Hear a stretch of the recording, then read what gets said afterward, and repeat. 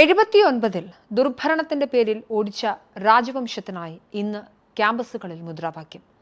ഹംഗാമി സഖ്യമെന്ന മതേതര കൂട്ടായ്മയ്ക്ക് അധികാരം കിട്ടുമോ? മുജാഹിദീനുകളും ബലൂച്ചികളും കണക്ക് തീർക്കുമോ? ഖമേനിയുടെ ചിത്രം കത്തിച്ച് സിഗരറ്റ് കൊളുത്തുന്ന ഇറാന്റെ ഭാവി എന്ത്?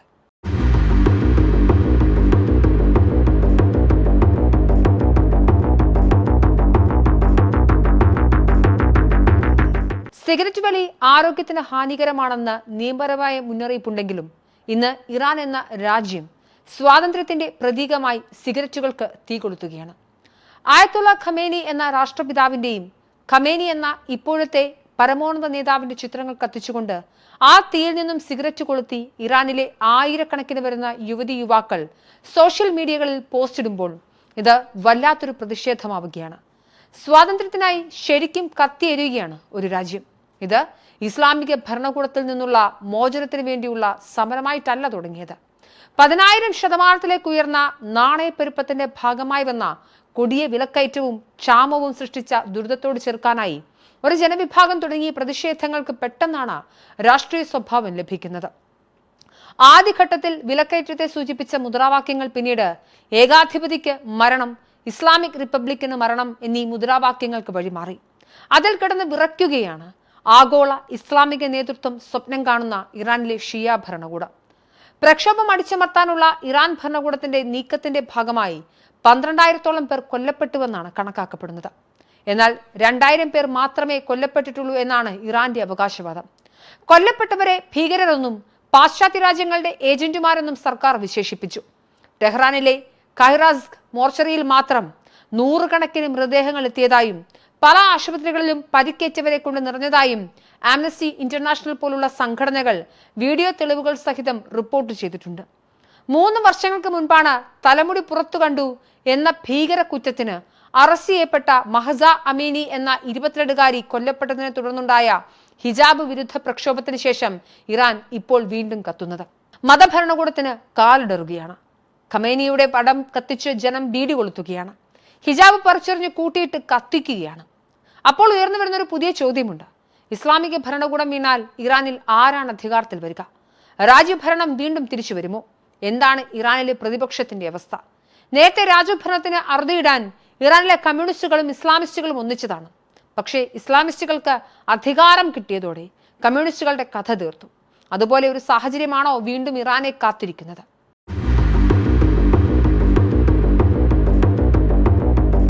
ഇറാനിൽ രാജഭരണം തിരിച്ചു വരണമെന്ന് ആവശ്യപ്പെടുന്നവരേറെയാണ്.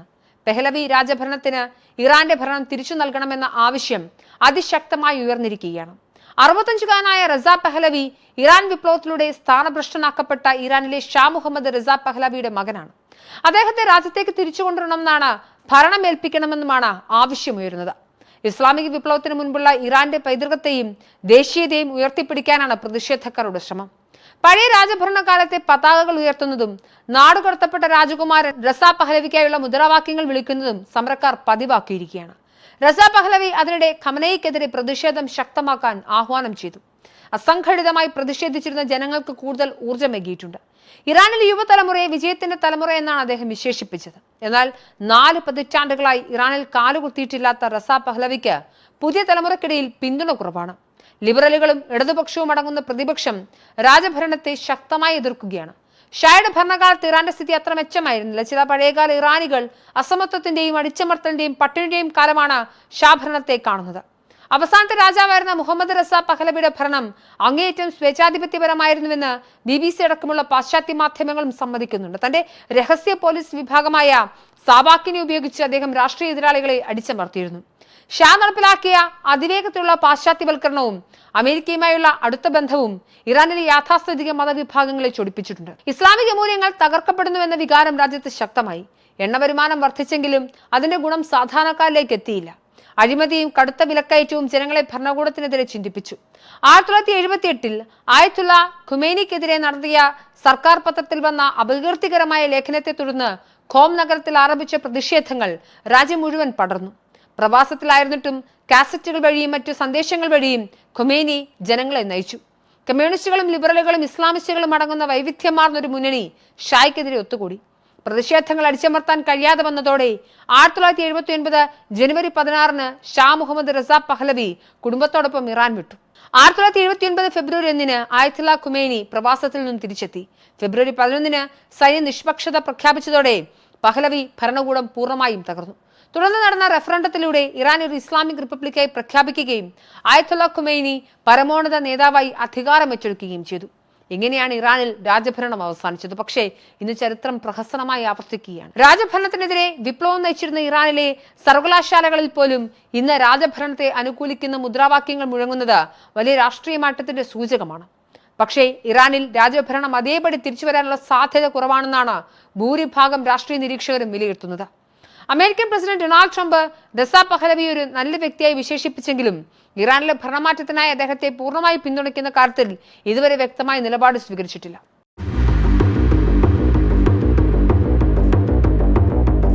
ഇറാനിലെ സ്വാതന്ത്ര്യദാഹികൾ ചേർന്നുണ്ടാക്കിയ മതേതര ജനാധിപത്യ റിപ്പബ്ലിക്കിനുള്ള സോളിഡാരിറ്റി എന്ന രാഷ്ട്രീയ സഖ്യത്തിലാണ് ഇപ്പോൾ ഏവരുടെയും പ്രതീക്ഷ.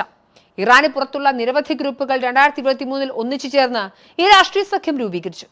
ഇസ്ലാമിക് റിപ്പബ്ലിക് ഭരണത്തിന് പകരമായി ഒരു സെക്കുലർ ഡെമോക്രാറ്റിക് റിപ്പബ്ലിക് സ്ഥാപിക്കുന്നതിനായി രൂപീകരിക്കുകയാണ് ലക്ഷ്യം. ഇറാനിലെ സ്വേച്ഛാധിപത്യ ഭരണത്തിൽ നിന്ന് മാറി മതവും ഭരണകൂടവും വേർതിരിക്കപ്പെട്ട ഒരു ജനാധിപത്യ വ്യവസ്ഥയിലേക്ക് രാജ്യത്തെ നയിക്കുക എന്നതാണ് തങ്ങളുടെ പ്രധാന ലക്ഷ്യമെന്ന് ഇവരുടെ ചാർട്ടർ അടിവരയിട്ട് പറയുന്നു. വ്യക്തിപരമോ പാരമ്പര്യമോ ആയ ഭരണരീതികൾക്ക് ഇവർ വിരുദ്ധമാണ്. നിയമനിർമ്മാണം, നീതിന്യായം, ഭരണനിർവഹണം എന്നീ അധികാരങ്ങൾ സ്വതന്ത്രമായിരിക്കണമെന്ന് ഇവർ വാദിക്കുന്നു. മാധ്യമ സ്വാതന്ത്ര്യം, രാഷ്ട്രീയ ബഹുസ്വരത, ലിംഗസമത്വം, വംശീയമായ തുല്യനീതി എന്നിവയ്ക്കായി സഖ്യം നിലകൊള്ളുന്നു. മറ്റു റിപ്പബ്ലിക്കൻ ശക്തികളുമായി സഹകരിക്കാനും ജനാധിപത്യ തത്വങ്ങളുടെ അടിസ്ഥാനത്തിൽ സംവാദങ്ങളിൽ ഏർപ്പെടാനും സഖ്യം തയ്യാറാണ്. United republicans of Iran, Iran national front Europe, left party of Iran, Iranian national front organisations abroad, solidarity of republicans of Iran തുടങ്ങിയ പാർട്ടികളാണ് ഈ സഖ്യത്തിലുള്ളത്. ഈ സംഘടനകൾ മുൻപ് പലപ്പോഴായി സ്വതന്ത്രമായി പ്രവർത്തിച്ചിരുന്നെങ്കിലും 2023 മാർച്ചിൽ നടന്ന മഹസ അമിനി പ്രക്ഷോഭങ്ങൾക്ക് ശേഷമാണ് സഖ്യം കൂടുതൽ ശക്തിപ്പെട്ടത്. ഖമേനിയും ഒന്നും ചോദ്യം ചെയ്യാൻ പാടില്ലാത്ത ശക്തികളല്ല എന്ന ചിന്ത ജനങ്ങൾക്കിടയിൽ വളർത്തിയെടുത്തത് ഇവരാണ്. മഹസ അമിനി പ്രക്ഷോഭകാലത്ത് തന്നെ ആയിരക്കണക്കിന് സ്ത്രീകൾ ഖമേനിയുടെയും ചിത്രം കത്തിച്ചിരുന്നു. ഇപ്പോൾ ചിത്രം കൊണ്ടവർ സിഗരറ്റിന് തീ കൊളുത്തുകയാണ്. ഇസ്ലാമിക ഭരണകൂടം വീണാൽ ഇറാൻ ഒരു മതേതര റിപ്പബ്ലിക്കായി മാറുമെന്ന് ഇവർ പറയുന്നു.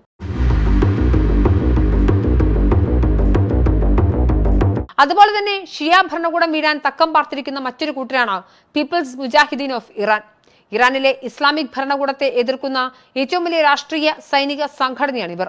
മുജാഹിദീൻ ഇ ഖൽബ് എന്നും ഇവർ അറിയപ്പെടുന്നുണ്ട്.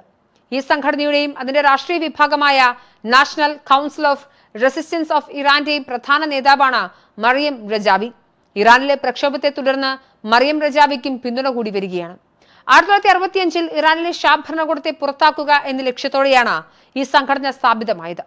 ഇസ്ലാമിക തത്വങ്ങളെയും സോഷ്യലിസ്റ്റ് ആശയങ്ങളെയും കൂട്ടിച്ചേർത്തുള്ള ഒരു പ്രത്യയശാസ്ത്രമാണ് ഇതിൻ്റെതെന്ന് കരുതപ്പെടുന്നു.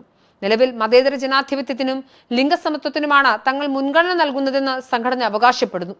1979 ഇറാൻ വിപ്ലവത്തിൽ പങ്കാളികളായെങ്കിലും പിന്നീട് പുതിയ ഭരണകൂടവുമായി തെറ്റുകയും സായുധ പോരാട്ടം ആരംഭിക്കുകയും ചെയ്തു. ഇതേ തുടർന്ന് സംഘടനയുടെ പ്രവർത്തകർക്ക് ഇറാൻ വിടേണ്ടി വന്നു. നിലവിൽ അൽബേനിയയാണ് ഇവരുടെ കേന്ദ്രമെന്നാണ് പറയുന്നത്. ആദ്യം ഫ്രാൻസിനും പിന്നീട് ഇറാഖിനും ഒളിവിലായിരുന്ന ഭർത്താവ് മസൂദ് രജാവിനെ കാണാതായതിനെ തുടർന്നാണ് മറിയം പാർട്ടിയുടെ നേതൃത്വം ഏറ്റെടുത്തത്. ഇറാന്റെ രഹസ്യ പോലീസ് വകവരുത്തുകയായിരുന്നുവെന്ന് കരുതുന്നവർ ഏറെയുമുണ്ട്. ഇപ്പോൾ ഇറാന്റെ വിമോചനം ആവശ്യപ്പെട്ട് വിദേശ രാജ്യങ്ങളിൽ പ്രവർത്തിക്കുന്ന കൂട്ടായ്മകളിൽ ഏറ്റവും പ്രധാനപ്പെട്ടതാണ് national council of resistance of Iran. 2025 December 28 ഇറാനിൽ ആരംഭിച്ച പുതിയ ജനകീയ പ്രക്ഷോഭങ്ങൾക്ക് ഈ സംഘടന പരസ്യ പിന്തുണ നൽകുന്നുണ്ട്. 2026 ജനുവരി പകുതിയോടെ ഈ പ്രക്ഷോഭങ്ങളിൽ കൊല്ലപ്പെട്ടവരുടെ എണ്ണം 3000 കവിഞ്ഞതായി സംഘടന റിപ്പോർട്ടും ചെയ്യുന്നു.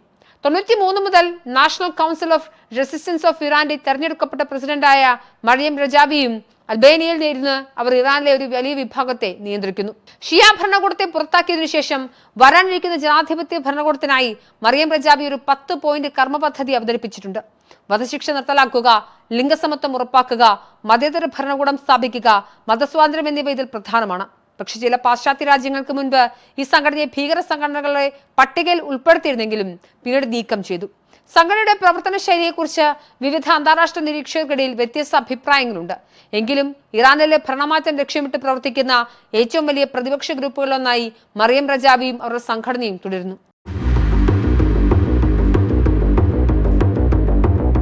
ഇറാനിലെ ജനസംഖ്യയുടെ 61% ഷിയ മുസ്ലിങ്ങളാണ്. 16% വരുന്ന അസർബൈജാനികളും 10% വരുന്ന കുർദുകളുമാണ് ഇവിടുത്തെ പ്രധാന ന്യൂനപക്ഷങ്ങൾ. 2% വരുന്ന തുർക്കിക് ഗ്രൂപ്പുകളും 2% വരുന്ന ബലൂച്ചുകളും ഇതിന് പുറമെയുള്ളതാണ്. 9% സുന്നി മുസ്ലിങ്ങളുണ്ട്. ഈ ന്യൂനപക്ഷ ഗ്രൂപ്പുകളെല്ലാം തന്നെ ഷിയ കാർക്കശ്യത്തിന്റെ അവസാന വാക്കായ ഇറാന്റെ പതനം ആഗ്രഹിക്കുന്നുണ്ട്. ആയത്തുള്ള അലി ഖമേനിക്കെതിരെ നടക്കുന്ന പ്രതിഷേധങ്ങൾ ശക്തമാവുകയും മരണം പടരുകയും ചെയ്തതോടെ അയൽരാജ്യമായ പാകിസ്ഥാനിലും കടുത്ത ആശങ്കയുണ്ട്. ഇറാന്റെ അതിർത്തി പ്രവിശ്യയായ സിസ്താൻ ബലൂചിസ്ഥാനിലേക്ക് വ്യാപിച്ചതാണ് പാകിസ്ഥാനെ പേടിപ്പിക്കുന്നത്. ഇറാനിലെ അസ്ഥിരത ബലൂചിസ്ഥാൻ പ്രവിശ്യയിലേക്കും പടരാൻ സാധ്യതയുണ്ട്. പാകിസ്ഥാനും ഇറാനും ഏകദേശം 900 കിലോമീറ്ററിലധികം അതിർത്തി പങ്കിടുന്നുണ്ട്. ഇറാനിലെ സിസ്താൻ ബലൂചിസ്ഥാൻ പാക് ബലൂചിസ്ഥാനിലും ഒരേ വംശീയത പങ്കിടുന്ന ബലൂജ് വിഭാഗക്കാരാണ് താമസിക്കുന്നത്. ഇറാനിലെ അസ്ഥിരത പാകിസ്ഥാനിലെ ബലൂജ് വിഘടനവാദ പ്രസ്ഥാനങ്ങൾക്ക് കരുത്തു പകരുന്നുമെന്നും ഇത് അതിർത്തി കടന്നുള്ള അക്രമാസക്തമായ സമരങ്ങൾ ശക്തമാക്കാൻ ഇടയാക്കുമെന്നും സുരക്ഷാ ഏജൻസികൾ വിലയിരുത്തുന്നു.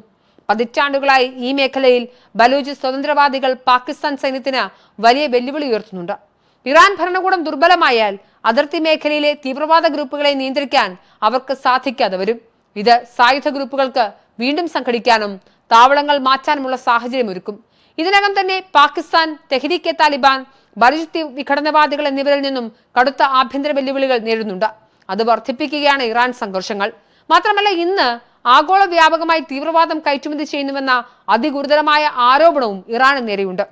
ഹമാസിൽ തൊട്ട് ഹൂത്തി വിമതർക്ക് വരെ ഇറാനിൽ നിന്നും ആളും അർത്ഥവും എത്തുന്നുവെന്നത് പരസ്യമായ രഹസ്യമാണ്. അതുകൊണ്ട് തന്നെ സമാധാനം ആഗ്രഹിക്കുന്നവർ ഒക്കെയും ഇറാന്റെ ഇസ്ലാമിക ഭരണകൂടത്തിന്റെ തകർച്ച ആഗ്രഹിക്കുന്നു. പട്ടിണി കിടക്കുമ്പോഴും ആണവായുധങ്ങൾ നിർമ്മിക്കാനും ആഗോള തീവ്രവാദത്തിന് ഫണ്ട് നൽകാനും ഒക്കെയാണ് ഇറാൻ ശ്രമിക്കുന്നത്. ഇസ്രയേലിന്റെയും അമേരിക്കയുടെയും കണ്ണിലെ കരടാണ് ഇറാൻ. അവരുടെ ആണവായുധ കേന്ദ്രങ്ങളിൽ കഴിഞ്ഞ വർഷം ഇരു രാജ്യങ്ങളും ആക്രമിച്ചിരുന്നു. ഇപ്പോൾ ഇറാനിൽ നടക്കുന്ന പ്രക്ഷോഭങ്ങൾക്ക് പിന്നിൽ ഫണ്ട് നൽകുന്നതും അമേരിക്കയും ഇസ്രയേലും എന്നാണ് മതവാദികളുടെ ആക്ഷേപം. പക്ഷേ ട്രംപും നെതന്യാഹുവും കാര്യങ്ങൾ വീക്ഷിക്കുകയല്ലാതെ ഇറങ്ങിക്കളിക്കുന്ന രീതി ഇതുവരെ എടുത്തിട്ടില്ല. അവർ ഇറങ്ങിക്കളിക്കുമോ? ഇറാൻ ഒരു മതേതര ജനാധിപത്യ റിപ്പബ്ലിക്കായി മാറുമോ എന്നതാണ് ഏവരും ഉറ്റുനോക്കുന്നത്. പക്ഷെ ഇറാൻ സ്വാതന്ത്ര്യത്തിനായി കത്തുമ്പോൾ കേരളത്തിൽ പ്രതിഷേധക്കാർ ആരുമില്ല.